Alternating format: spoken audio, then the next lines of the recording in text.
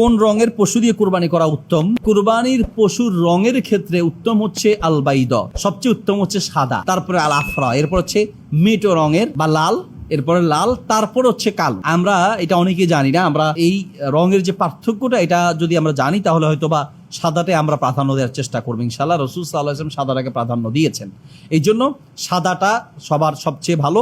তারপর হচ্ছে একটু ধূসর রঙের, তারপরে লালচে ধূসর রং বা লাল, এরপরে হচ্ছে কালো। হ্যাঁ, বাকি কালোটা দিয়ে করলেও আপনার কোরবানি হয়ে যাবে, কিন্তু কেনার ক্ষেত্রে একটু সাদাগুলো দেখেই কেনার চেষ্টা করতে হবে, আর একটু মোটা তাজা দেখে। আমরা অনেক সময় দাম কমানোর জন্য একেবারে নরমাল যত মোটা হবে, আপনি দুইটা করাচ্ছে বরং একটা দেখে শুনে ভালো, স্বাস্থ্য ভালো, গোস্ত ভালো, ত্রুটি মুক্ত থেকে কেনা উত্তম। সাদা রঙের চেষ্টা করবেন, মোটা তাজা দেখে কেনার চেষ্টা করবেন। সাদা রঙের না পেলে ধূসর রং বা মাটির রঙের বা লাল কালারের, এরপরে না পেলে আপনি কালো, সম্পূর্ণ কালো, অথবা সাদার মধ্যে কালো হলে অসুবিধা নেই। একান্ত না পেলে আপনি কালো কোরবানি করা যেতে পারে।